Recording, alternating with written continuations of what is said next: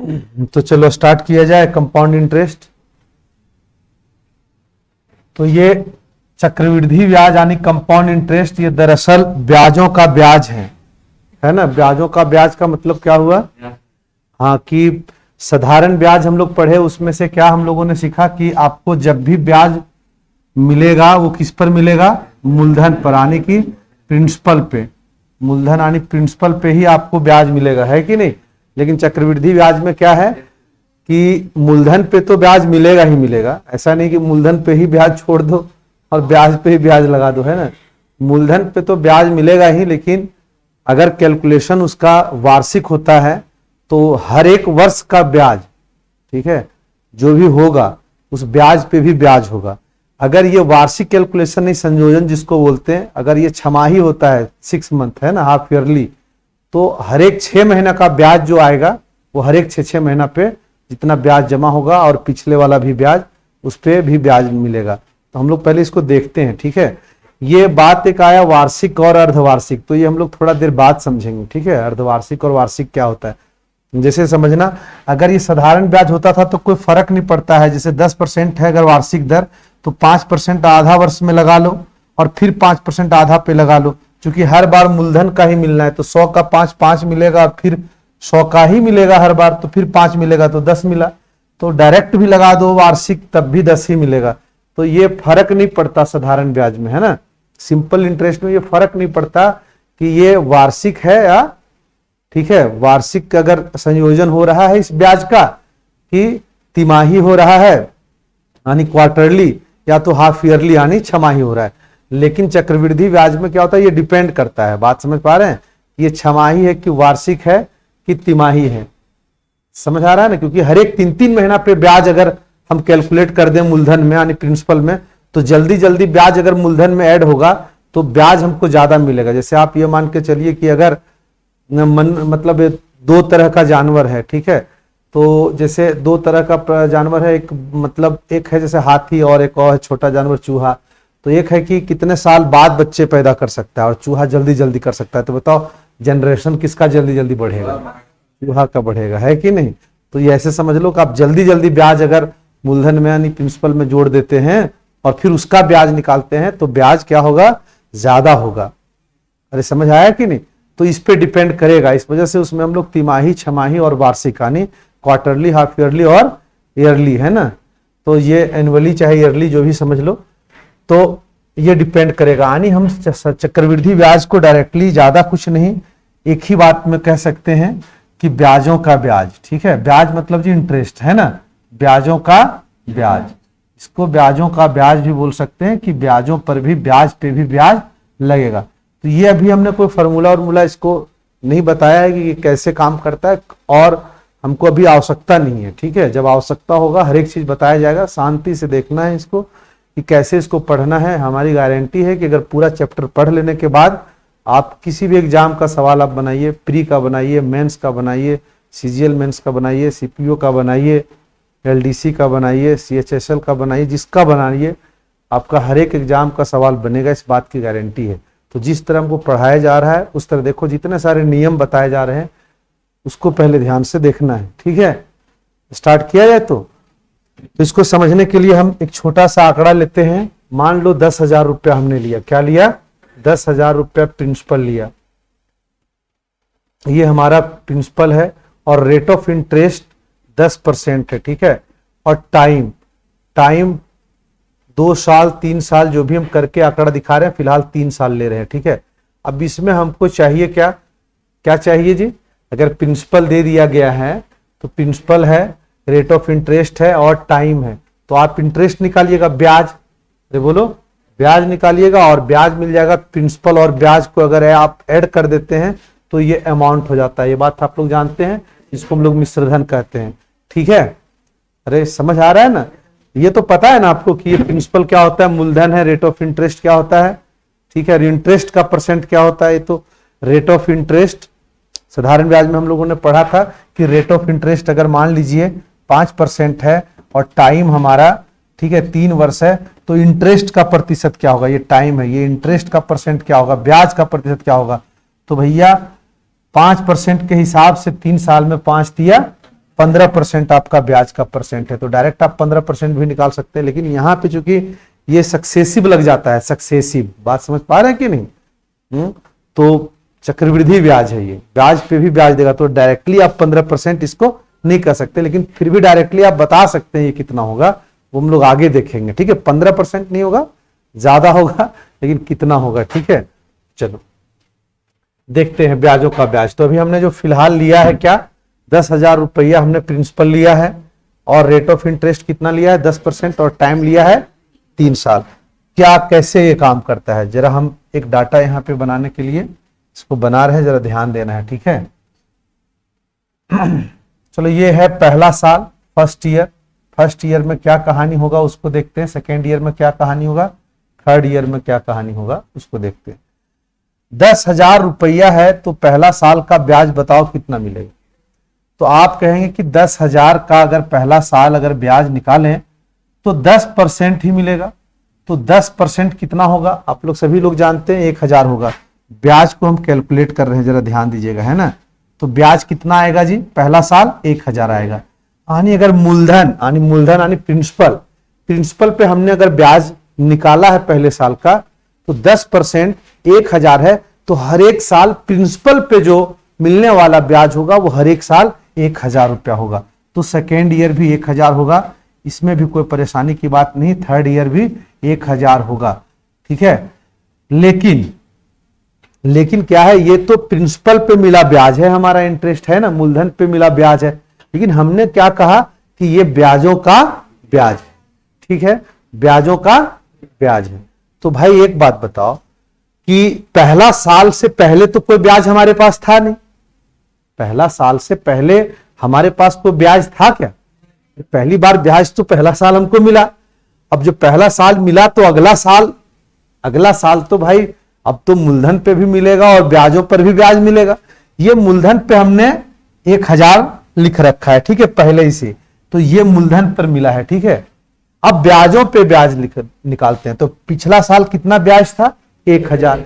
इसे 1,000 का भी 10% होगा, है कि नहीं? तो आप बताइए 1,000 का अगर 10% हम और अगर ब्याज को कैलकुलेट करें तो बताओ कितना आएगा, 100 रुपये और आएगा। हम क्या कह सकते हैं कि पहले साल का तो 1,000 रह गया था। अरे बोलो भाई, पहले साल का ब्याज कितना था, 1,000 था, लेकिन इस साल का ब्याज कितना हो गया, 1,100 हो गया। 1,000 रुपया मूलधन पे ब्याज मिला है और 100 रुपये पिछला साल का जो ब्याज था उस पर भी 10% मिलने के कारण 100 रुपया और मिल गया। अब आते हैं उसके अगले साल के ब्याज को कैलकुलेट करते हैं। अगला साल का ब्याज कितना था, 1,000 रुपया, लेकिन वो 1,000 किसका है, मूलधन पर मिला ब्याज है। पर हमने पढ़ा चक्रवृद्धि ब्याज को कि ब्याजों का भी ब्याज होता है। तो ब्याज कितना है पिछला साल का, तो भाई 1,000 और यहाँ पे 1,100, पिछले सारे सालों का, ऐसा नहीं कि जस्ट पिछले ना जी, पिछले सभी वर्षों का ब्याज हमको देखना है। तो कितना ब्याज पहले हो चुका है, 1,000 और 1,100, 2,100। तो इस 2,100 का भी 10% होगा। अरे 10% दर है, रेट ऑफ इंटरेस्ट 10% है। तो आपको नजर आया कि ये 210 हो गया। यानी यहां पे क्या हो गया, चाहे इसको आप नहीं जोड़ेंगे तो डायरेक्टली ऐसे जोड़ सकते हैं, 1,000 1,000 और 1,000, 3,000, यहां पे 100 और यहां पे 210, कितना 310। तो 3,310 कितना होगा, 3,000। तो डायरेक्टली कुल ब्याज क्या लिख सकते हैं, 3,310 रुपये। ठीक है, 3,310 रुपया आप डायरेक्टली लिख सकते हैं। हालांकि अगर थर्ड ईयर का पूछा जाए तब आप कहेंगे कि 1,210 रुपये। तो कितने लोग समझ गए कि चक्रवृद्धि ब्याज होगा। अगर ये साधारण ब्याज होता तो कैसे होता, आप 3 साल तक 10% ही 10% ही लगता, तो डायरेक्टली 30% ब्याज होता और 10,000 का 30% 3,000 होता। लेकिन आप चक्रवृद्धि ब्याज में देख पा रहे हैं कि 310 रुपया हमको ज्यादा मिला। ठीक है, तो जब लेना हो किसी से पैसा तो साधारण ब्याज पे लो, और देना है किसी से पैसा तो चक्रवृद्धि ब्याज पे दो, है कि नहीं? चलो, नोट करना है किसी को, अगर नोट करना है तो जल्दी जरा करेंगे, है कि नहीं?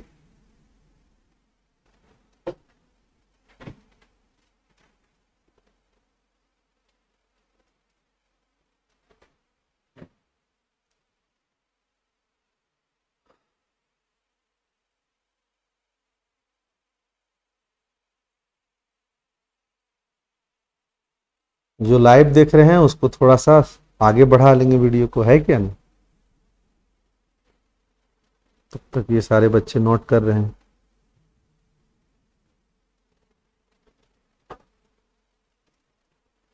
अब देखेंगे इस पे सवाल है ना कुछ, कि अगर विदाउट फार्मूला भी अगर हम सवाल को बनाना चाहें तो बहुत सारे सवालों को बनाया जा सकता है। तो हम लोग देखेंगे कि इस तरह के सवाल को हम बहुत आसानी से इस तरीके से बना सकते हैं, जबकि हमको कोई फार्मूला भी हमको नहीं पता।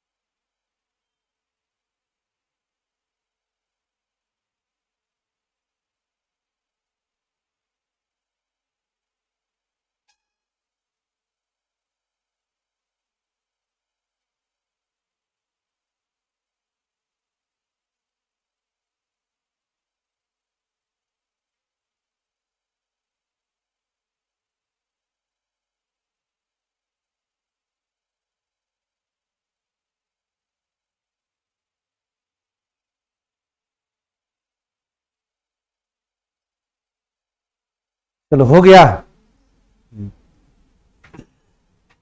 अब हम लोग सवाल को देखते हैं कि कैसे सवालों को हम लोग इस तरीके से आसानी से बना सकते हैं। जैसे एक सवाल है, ये कहता है किसी राशि पर 5% वार्षिक दर से, ठीक है, अगर ये दर लिखा है तो वार्षिक ही होगा, ठीक है, और नहीं बताया गया है कि ये एनुअली लगता है कि हाफ ईयरली चाहे तो, ठीक है, तिमाही यानी कि क्वार्टरली, तो ये ऑलरेडी सब ईयरली ही हो जाएगा, एनुअली ही हो जाएगा। बात आ रहा है समझ में? जब तक स्पष्ट रूप से ना लिखे कि ये छमाही कैलकुलेशन हो रहा है तब तक आप इसको ईयरली ही समझेंगे, एनुअली ही समझेंगे, है कि नहीं? ठीक है, वार्षिक ही कैलकुलेशन समझेंगे, और दर हमेशा जो भी रहेगा ये वार्षिक रहेगा, ठीक है। अरे बोलो, तो 3 वर्षों का साधारण ब्याज कितना है? कितना है जी? 600 रुपया। ये साधारण ब्याज है कितना? 600। और हमसे तुम क्या पूछ लिया? चक्रवृद्धि ब्याज। तो भाई साधारण ब्याज अगर आप लोगों ने पढ़ा है, कितना पता है कि साधारण ब्याज में हर एक साल का ब्याज सेम होता है, कुछ अलग अलग नहीं होता है। चक्रवृद्धि ब्याज में अभी हम लोगों ने क्या देखा कि पहले साल का 1000 था, दूसरे साल का 1100 था, और तीसरे साल का 1210 हो गया था। लेकिन साधारण ब्याज में हर एक साल चूंकि मूलधन पर ब्याज लगता है तो हर एक साल ब्याज सेम होगा, है कि नहीं? तो चलो इसको हम लोग बनाते हैं। कैसे बनाएंगे कुछ भी पता हम लोग को यदि नहीं है कि किस तरीके से क्या है इसका फॉर्मूला, तो हम लोग बस उसी तरीके से बनाएंगे भाई कि साधारण ब्याज वाला लाइन हमने ये लिखा, साधारण ब्याज सिंपल इंटरेस्ट, और ये चक्रवृद्धि ब्याज कंपाउंड इंटरेस्ट, ठीक है। 3 साल है तो 3 बार कर दिया। टोटल कितना था जी साधारण ब्याज? 600। तो 3 बराबर बराबर भागों में बटेगा कि नहीं? तो एक भाग कितना होगा? 200, दूसरा भाग कितना होगा? 200, और तीसरा भाग भी कितना होगा? 200, ठीक है। बताओ साधारण ब्याज और चक्रवृद्धि ब्याज में क्या समानता है? सुन लो, पहली बार पढ़ा रहे हैं तो कोई बात नहीं, नहीं पता है अभी सुन लो। पहले साल का जो ब्याज मिलता है चक्रवृद्धि ब्याज में, वो भी मूलधन पे ही मिलता है कि नहीं? क्योंकि अभी तो ब्याज पहला साल तो आया नहीं, आएगा तब तो वो फिर से ब्याज का ब्याज होगा। तो पहला साल मूलधन पे मिलेगा, तो जिस तरह इसमें 10% था, अरे भाई अगर मान लो साधारण ब्याज होता तो 10% होता तो 1000 होता, तो चक्रवृद्धि ब्याज में भी 1000 होगा। अगले साल से वो ब्याज देने लगता है। बात को समझ पा रहे कि नहीं? तो पहला साल का 200 है अगर साधारण ब्याज, तो चक्रवृद्धि ब्याज भी 200 होगा। अरे बात आया समझ कि नहीं आया? क्योंकि इससे पहले कोई ब्याज है नहीं। अब आगे क्या होगा? आगे चूंकि ये मूलधन पे ही ब्याज दे रहा है तो फिर से वो 200 रुपया ही साधारण ब्याज देगा। लेकिन चक्रवृद्धि ब्याज क्या करेगा? ये 200 तो देगा ही देगा चूंकि ये मूलधन पर ब्याज है, परंतु पिछला जो 200 जमा हुआ, इससे पहले कोई ब्याज नहीं था, पहला साल का जो 200 जमा हुआ उसका 5% और देगा। तो यहां कैलकुलेट कर देते हैं। क्या 200 का 5% आप लोग को पता है कितना होगा? बताओ जी, 10 रुपया ना, तो 10 रुपया और इसने दिया। अब बताओ अगले साल 200 जो देगा वो तो मूलधन पे देगा, प्रिंसिपल पे देगा, लेकिन पिछला जो ये कितना जमा हुआ, अरे 200 200 400 400 और 10, 410 का 5%। अगर आप 400 का भी 5% निकालेंगे तो थोड़ा सा ज्यादा अप्रोक्स सिस्टम से हम लोग क्या करेंगे कि फटाक से बना सकते हैं। जैसे अगर कोई 400 पर 5% निकाला तो जाहिर बात है 200 पर अगर 10 है तो 400 पर 20 रुपया निकलेगा, है ना। तो ये 20 रुपया हो जाएगा, थोड़ा सा ज्यादा निकलेगा, 10 रुपया का हमने छोड़ दिया तो ये 20 रुपया। तो बताओ 200 200 200 600 यार, यहां 10 और यहां 20 तो 630 रुपया से थोड़ा सा ज्यादा। तो अगर पूरा कैलकुलेट नहीं करना चाहते तो, और पूरा कैलकुलेट करना चाहते हैं तो पिछला ब्याज है 410 रुपया, इसका आप 5% निकालेंगे, ये 0 0 होगा, ये 5 होगा और 5 20 होगा और 10 से भागा देंगे तो 20.5 होगा। अब आप कैलकुलेट करिए, ये तो 600 हो गया, 10 और 20 20.5 है ना, अरे तो कितना हो गया 30.5 है कि नहीं, यानी 630 रुपया 50 पैसा। ठीक है, तो यही है उत्तर। समझ आया कि नहीं। तो ये सवाल बन गया। अभी आगे अगर, हाँ पहले नोट करना है क्या, नोट करिए फटाफट, जरा स्पीड से नोट करेंगे, है ना।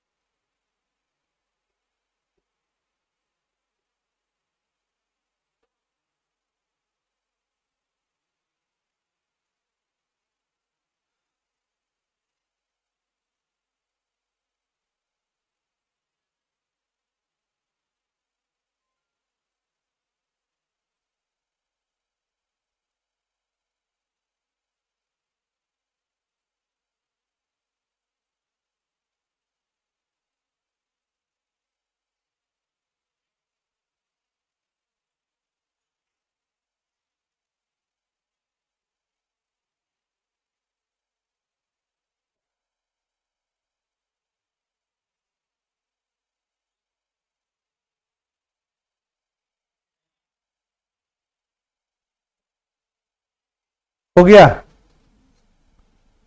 तो अगला सवाल आप लोग को बनाना है ना। इस सवाल को समझ के थोड़ा बनाइए, खुद से प्रयास करिए, है ना।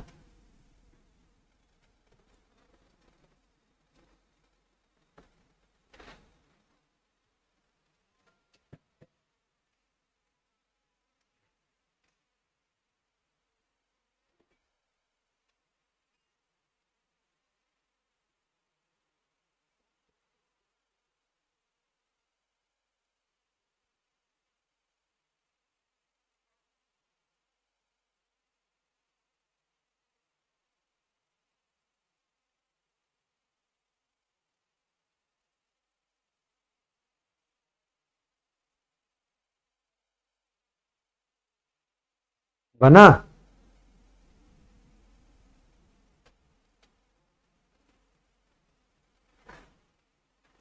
पहले साल का ब्याज, साधारण ब्याज और चक्रवृद्धि ब्याज दोनों क्या होगा, सेम होगा। इससे डिसाइड हो जाएगा कि अगले साल में साधारण ब्याज से चक्रवृद्धि ब्याज कितना बढ़ गया। कितना हो रहा है, 4800 और 5% आया ना। चलो और कौन कौन बनाया, चलो पीछे वाले लड़के लोग बना लिए हैं, आगे वाले बताओ।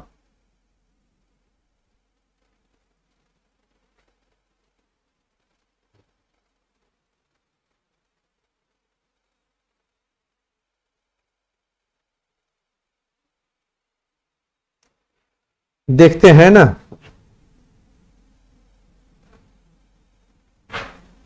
तो 2 वर्ष है, ये 2 वर्ष है, एक साधारण ब्याज है और एक चक्रवृद्धि ब्याज है, कंपाउंड इंटरेस्ट है।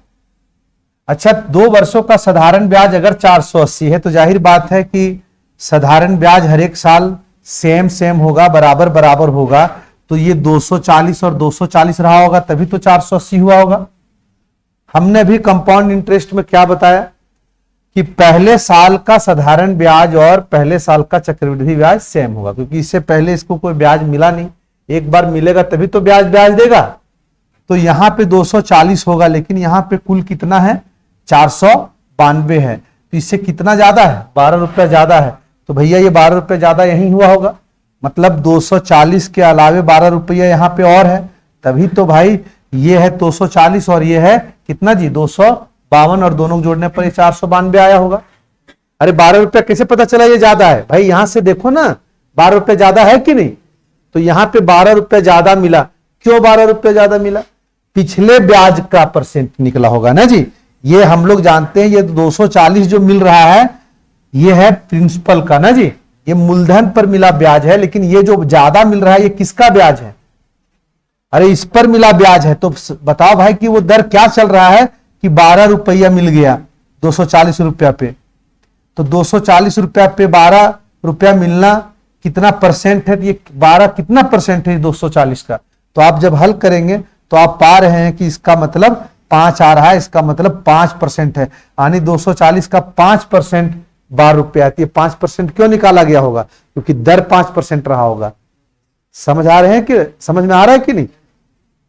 तो ये दर कितना हमारा हो गया 5%। अब एक ही ऑप्शन में 5% है तो हम लोग दूसरा चेक नहीं करेंगे। लेकिन अगर हमको बनाना है वास्तव में, अगर तो कैसे बनाएंगे इसको देख लीजिए, ठीक है। 5% दर है भाई, तो पहला साल अगर 5% ब्याज मिला, पहला साल कितना परसेंट ब्याज मिला है जी? 5% ब्याज मिला है। चाहे साधारण ब्याज हो चाहे चक्रवृद्धि ब्याज हो, तो पहला साल 5% अगर ब्याज मिला तो वो 240 रुपया बन गया। तो आखिर वो पैसा कितना है, वो प्रिंसिपल हमारा कितना है कि जिसका 5% हमको 240 मिल रहा है। तो वो पैसा कितना है जानने के लिए हम कितना परसेंट निकालते जी? 100% निकालते। क्लियर है भाई? तो बताओ जी, इसको कैलकुलेट करेंगे 5 से, 5 चक 20, 25 8 40, और इधर से गुना कर देंगे क्रॉस, तो ये पता चल जाएगा ये 100% कितना था। तो बताओ कितना था? कितना था? 4800। तो 4800 यानी हमारा जवाब ये हो गया। क्लियर है सबको? बताओ तुम लोग को जी, पीछे जो लोग नहीं बना पाया था, समझ आ रहा है? अरे बोलो तो कुछ। देखो कुछ नहीं बोलता, क्यों ऐसे करता है? हम पूछ रहे समझ में आ रहा है? ये मतलब इसका मतलब क्या होता है? अरे हाँ चलना कुछ तो बता सकता है ना। समझ में आ रहा है? कहां पे अभी भी नहीं बोल रहे आप सब? कैसा आदमी है? खाना वाना खा नहीं आता है क्या? मैंने इस चक्कर में कि हम खाना खिलाएंगे? भाई हम उल्टे खा लेंगे तुमसे, इसके चक्कर में ना रहो। भूखे आ जाता है कि नहीं बोलेंगे तो शायद पूछ दे, पूछेंगे तो है ये नहीं, बोला करो, है ना? पता नहीं कैसे कैसे सूत उठ के आ जाता है। चलो इसी तरह ये सवाल है, थोड़ा सा देखो भाई, एक बात और समझ लो, बनाने की आवश्यकता नहीं पड़ेगा। देखो इससे ये कितना ज्यादा है, ये अधिक का परसेंट अगर आप निकाल लेते हैं, सॉरी ये कितना ज्यादा है अधिक का परसेंट, तो यहां से कितना अधिक था जी? 12%। तो ये इससे अधिक क्यों हो पाया? क्योंकि 5% ब्याज का दर चल रहा है, तो इसे 5% अधिक मिल गया। समझ पा रहे कि नहीं? तो आपको लगातार अगर 2 वर्ष अगर दिया है लगातार, तो आपको पता चल रहा है कि हमारा 5% के हिसाब से पिछला ब्याज भी बढ़ रहा है ना जी। तो अगर लगातार 2 वर्ष दिया है तो आप देख लीजिए कितना बढ़ा है, दर वही है हमारा, है कि नहीं? अरे बात समझ पाए कि नहीं? तो चक्रवृद्धि कहीं पे भी 2 वर्ष लगातार देख लेना है, पहला और चौथा ना देख लेंगे, पहला को दूसरा देखना है, दूसरा और तीसरा देखना है, तीसरा और चौथा देखना है, लगातार, है ना जी। तो बताओ जी, अगर कहता है प्रथम 2 लगातार वर्ष में 320 था और ये 336 हो गया, तो क्यों 36 हो गया? क्योंकि पिछला साल 336 जो मिला था, ऐसे समझो कि अगर 320 यहां मिला था तो यहां 320 से एक्स्ट्रा कितना हो गया?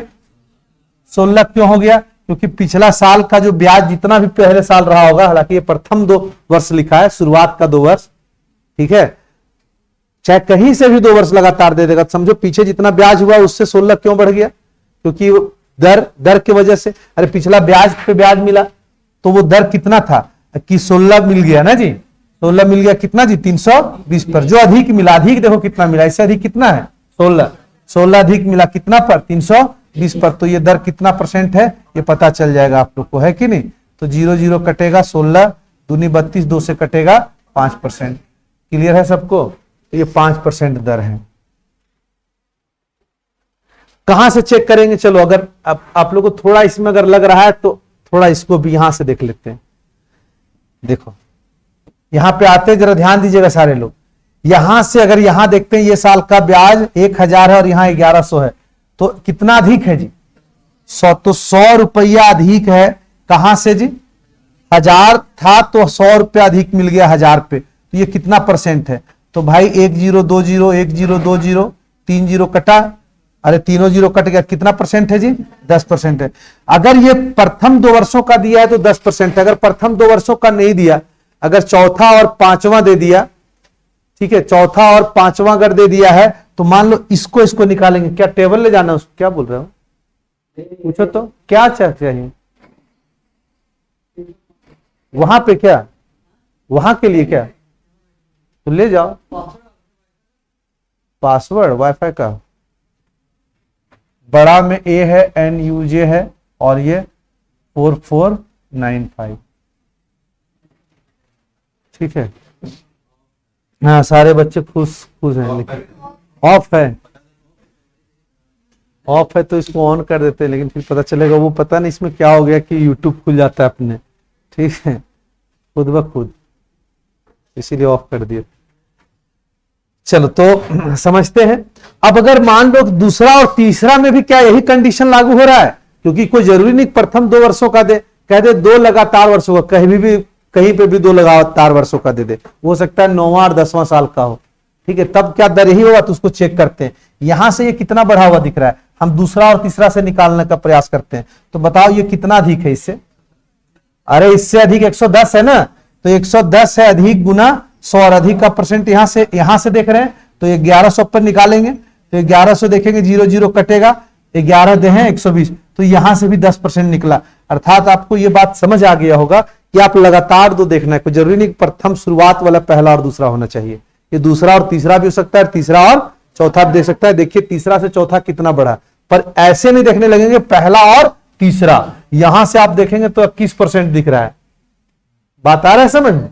हाँ, तो ऐसे नहीं, ठीक है। अब 21% को आधा आधा कर देंगे तो 10.5 हो जाएगा, तो होगा, ऐसे नहीं करना है, ठीक है, जैसे बताया जा रहा है वैसे ही करना है। तो एक सवाल और है, इसको चलो कितने लोग ट्राई कर सकते हैं, जरा बनाएंगे इसको। ये 4-5 सवाल जो भी हम बता रहे हैं ये थोड़ा बेसिक को स्ट्रॉन्ग करेगा, जो बात हमने समझाया था।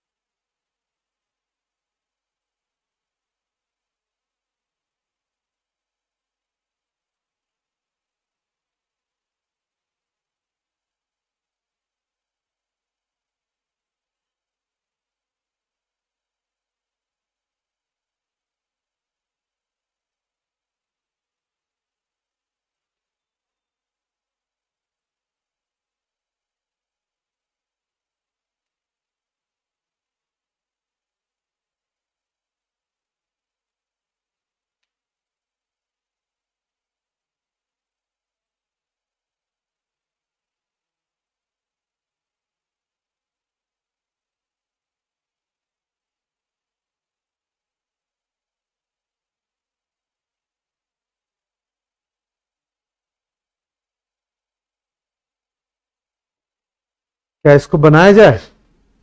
ध्यान से इसको समझते हैं, क्या लिखा हुआ है। कहता है किसी राशि पर 15% वार्षिक चक्रवृद्धि ब्याज की दर से यदि दूसरे वर्ष का चक्रवृद्धि ब्याज इतना, ये पहला साल का नहीं है, 2 वर्षों का नहीं है, ये सिर्फ दूसरा साल का है, ठीक है। तो चलो देखते हैं क्या कहानी है कि भाई अगर आप समझ लो, हमको तो नहीं पता प्रिंसिपल कितना है, ठीक है, अगर परसेंट में निकालना है तो हम प्रिंसिपल 100 को लेके चल सकते हैं फिलहाल के लिए, ठीक है, कि मान लो अगर 100 रुपया हमारे पास होता तो पहला साल कितना मिलता बताओ?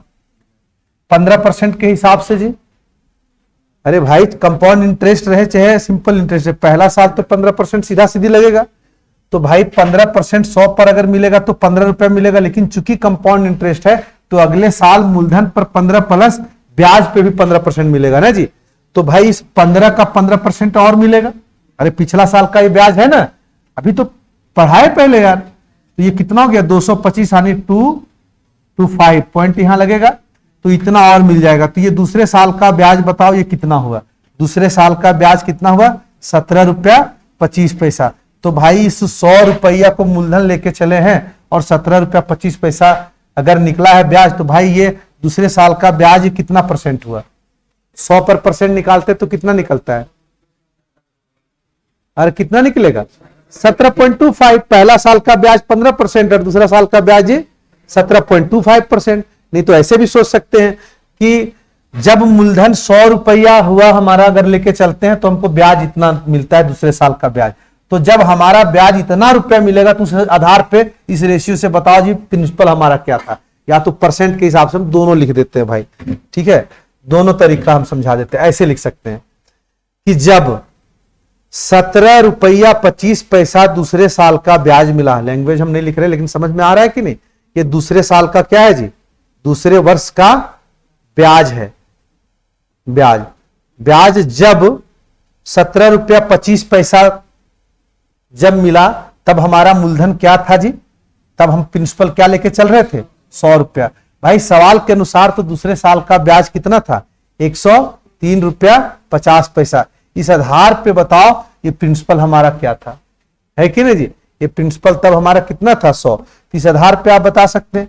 तो भाई पता है ना कि इधर से गुना करेंगे। अरे भाई इतना परसेंट इतना रुपया का वैल्यू अगर 100 रुपया हो तो इतना रुपया का वैल्यू कितना होगा। तो इधर से हम लोग गुना करेंगे तो कितना हो जाएगा 100 गुने, डायरेक्ट भी काट सकते थे लेकिन चलो ज्यादा सुविधा अगर होता है इस तरह तो इस तरह बनाएंगे, ठीक है। 17.25 डेसिमल 2 अंकों के बाद है तो 2 शून्य जाएगा और नीचे 1 शून्य के बदले ये कट जाएगा, ठीक है। 25 से कट रहा है, 17 से कितना बार में कटेगा 17 चक्का 68 और 1 69 ना। अरे 25 से 25 चक्का कितना होता है 100 और भी कटेगा। इससे देखो जी 5 से अगर काटते हैं तो अगर 5 इससे निकालते तो कितना आएगा 5 दूनी 10, ये 5 दूनी 10 और 5 सत्ते 35 यही आ रहा है। और 5 अगर निकाल दिए तो आप इसको इधर रख लें, तब बताओ कितना बार में कटेगा 3 बार में कटेगा। 9 तिया 27, 7 में 2 6 तिया 18 और 2 20। अरे 5 यहां से निकाल के इधर कर दिए ताकि आपको कटता हुआ दिखे 3 बार में, ठीक है। तो बताओ 4 पचे 20 तिया 60 हुआ और एक 10 यहां था 600 रुपया हुआ, ठीक है।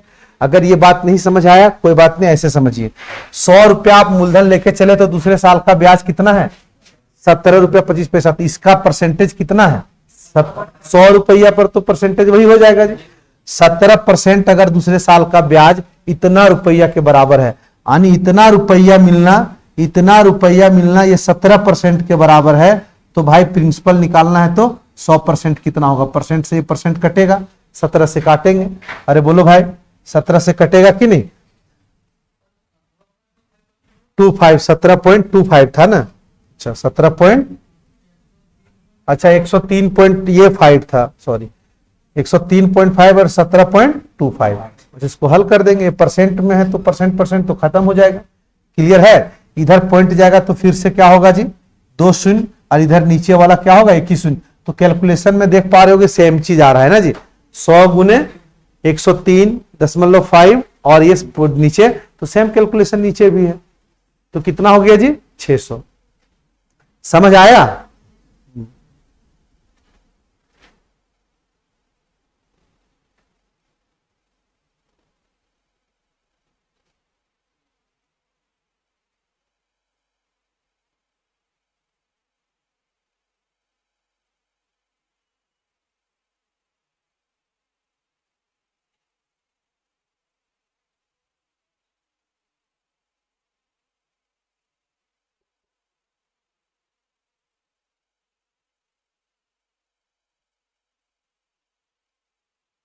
कुछ लोगों ने बना लिया था, कोई बात नहीं, अच्छी बात है।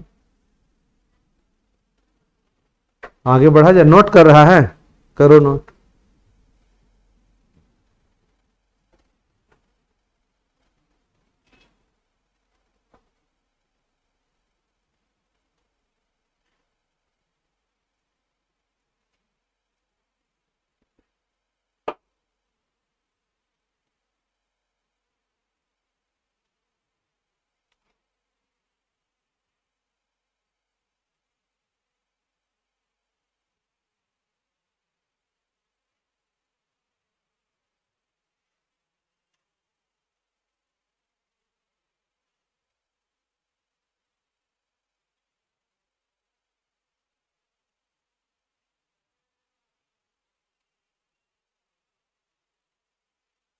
लोग क्लियर है कि नहीं?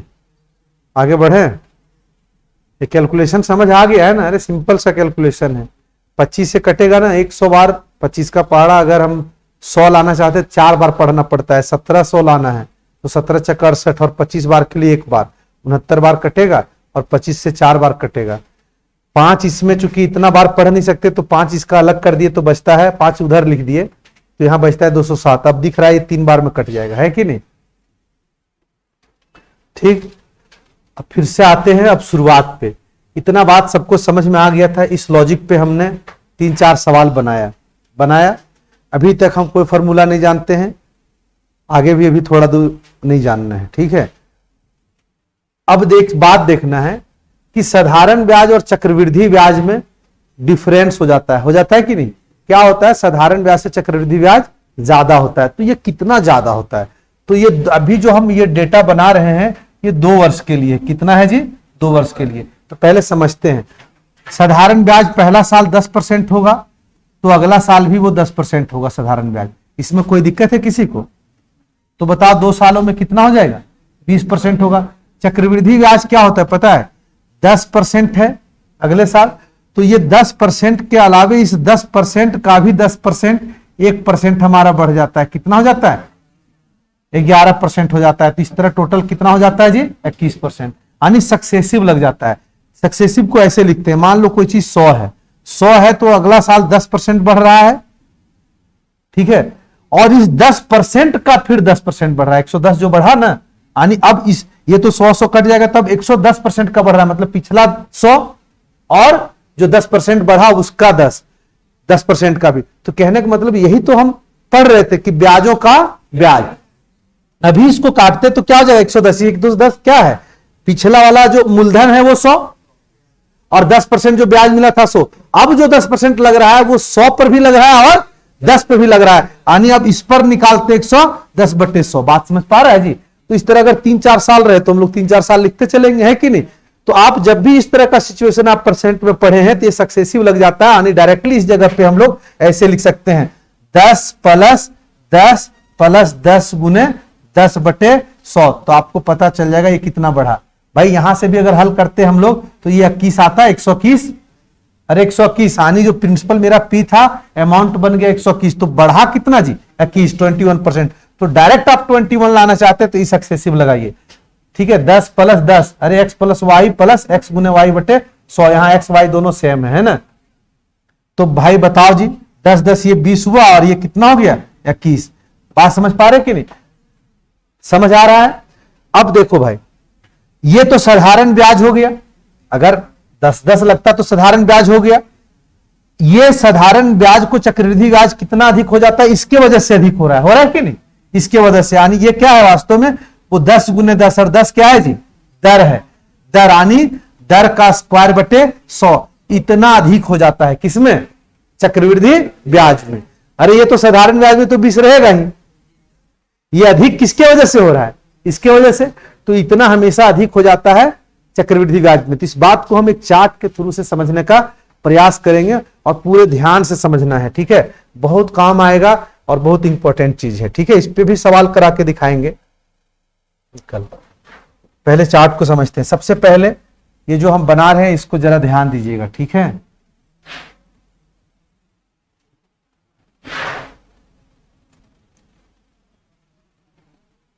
ये है रेट ऑफ इंटरेस्ट, ठीक। यहां पे हम लिख रहे हैं साधारण ब्याज, मतलब सिंपल इंटरेस्ट, ठीक है। और यहां पे हम लोग लिख रहे हैं कंपाउंड इंटरेस्ट। क्या लिख रहे हैं? Compound interest. और इन दोनों का अंतर मॉडुलस होता है। इसका मतलब कंपाउंड में ही सिंपल को घटाना है, ठीक है। ये डिफरेंस लिख रहे हैं। क्या लिख रहे हैं? डिफरेंस। और यहां पे थोड़ा सा जगह रख दे रहे हैं कैलकुलेशन का, ये कैलकुलेशन कैसे आया है, ठीक है। पहला हम लिख रहे 1%। 1% इंटरेस्ट हो, अगर रेट ऑफ इंटरेस्ट हो तो 2 वर्षों में साधारण ब्याज कितना होगा? भाई 1% अगर वार्षिक का दर हो तो 2 साल में साधारण ब्याज कितना होगा? मतलब साधारण ब्याज तो सीधा सीधी 2%। तो ये 2% मिला। लेकिन क्या चक्रवृद्धि ब्याज 2% होगा? बोला सर ज्यादा होगा। अभी हमने पूछा ज्यादा, अभी समझाया था, अभी थोड़ा देर पहले समझाया था ज्यादा कितना होगा जी, कैलकुलेशन r का स्क्वायर बटे 100 इतना ज्यादा होगा, है कि नहीं। सक्सेसिव लगाएंगे जी, तो 1 + 1 + 1 गुने 1/100, तो ये साधारण ब्याज के बराबर होगा, इसके वजह से ज्यादा होता है। तो भाई 1 का स्क्वायर बताओ कितना होगा, 1 है ना, तो 1 को 100 से भागा देंगे तो कितना होगा, 0.01% ज्यादा होगा, है कि नहीं। तो ज्यादा होगा मतलब क्या हो जाएगा, चक्रवृद्धि ब्याज 2.01% चक्रवृद्धि ब्याज, और डिफरेंस क्या होगा, डिफरेंस तो यही है, डिफरेंस तो यही है, ये तो ज्यादा है, ठीक है। तो क्या होगा जी 0.01। कभी भी हमसे पूछा जाए, अगर दिया रहे कि कंपाउंड इंटरेस्ट और सिंपल इंटरेस्ट का इतना अंतर है, तो डायरेक्ट हम कहेंगे इतना परसेंट बराबर इतना का वैल्यू दिया हुआ है, 100% निकाल देंगे, तो हमको कोई साधारण ब्याज चक्रवृद्धि ब्याज निकालने की आवश्यकता नहीं पड़ेगा। अगर कहेगा, कभी भी कह दे कि 42 रुपया का साधारण ब्याज और चक्रवृद्धि ब्याज का अंतर है, ठीक है, और दर है तुम्हारा कितना जी 10%, तो हम समझ गए 10 का स्क्वायर बटे 100, ठीक है, 1% हुआ डिफरेंस, है ना। तो 1% का अगर वैल्यू है 42 रुपये, तो बताओ 100% कितना होगा, ठीक है, 4200 रुपया हमारा प्रिंसिपल हो जाएगा। क्लियर है। तो ये कोई बहुत बड़ा बात नहीं होगा, हम लोग तुरंत समझ लेंगे इसको। पहले इस चीज को देखते हैं आगे। तो इस तरह अगर 2% का अगर निकाला जाए तो कैसे निकलेगा बताओ, हैं? 2% का अगर हम लोग निकालना चाहे तो कैसे निकलेगा, निकालिए फटाफट आप लोग। 2% अगर दर हो हमारे पास तो कैसे निकलेगा, ठीक है, देखते हैं। भाई दर अगर 2% है तो साधारण ब्याज 2 सालों में कितना हो जाएगा 4%, और अंतर को निकालेंगे तो क्या होगा, दर का स्क्वायर करना, ध्यान रहे 4 का मत कर देना, ठीक है। 2 का स्क्वायर कितना होता है 4/100, इसका मतलब 0.04% ज्यादा मिलेगा, मतलब डिफरेंस हमारा 0.04% ज्यादा मिलेगा। इसका मतलब चक्रवृद्धि ब्याज कितना हो जाएगा 4.04%। तो बीच वाले सारे इस तरह निकालेंगे, थोड़ा हम बीच बीच में छोड़ के हम लिख दे रहे हैं। 5% वाला देखते हैं, 5 से कितना हो जाएगा, 5 दूनी 10%, और बताओ जी 5 का स्क्वायर बटे 100, ये हम लिख दे रहे हैं लेकिन ये ऑरली हो जाता है, जैसे 5 का स्क्वायर 2500 से भागा दिए तो 25 ने जी 0.25, तो ये कितना हो जाएगा 10.25, और ये डिफरेंस में क्या लिखेंगे 0.25%, ठीक है। इसी तरह अगर हम लोग बीच में छोड़ के बता रहे, अगर 8% का लिखे तो 8 दूनी 16, और ये 8 64 हानि 16.64%, ठीक है, 0.64%। देखो कैलकुलेट हम यहाँ पे नहीं किए तब भी हो गया कि नहीं। 9% का लिखेंगे तो 9 का स्क्वायर 89, अरे 9 का स्क्वायर 81 है ना, तो क्या हो गया जी 9 दूनी 2 साल में साधारण ब्याज 9 दूनी कितना होगा जी 18%, और ये क्या होगा 18.81%, और डिफरेंस क्या होगा 0.81%। क्लियर है जी। 10% में 1% का डिफरेंस पड़ जाता है, क्यों, क्योंकि 10 दूनी 20% तो साधारण ब्याज है, और 10 का स्क्वायर बटे 100 करते हैं ना तो ये 1% आ जाता है ना जी, 1% डिफरेंस बना देता है, ठीक। तो इसका मतलब चक्रवृद्धि ब्याज कितना हो जाता है 21%। कितने लोग समझ गए इसको। तो बीच में जो भी है 10 11 12 13 तक आप लोग निकालना है, ठीक है। समझ आया कि नहीं आया, जब इस पर कल सवाल कराएंगे तो बिल्कुल समझ में आएगा, ठीक है। आज का सेवा यहीं तक आज पढ़ो, है कि नहीं। सबको बाय।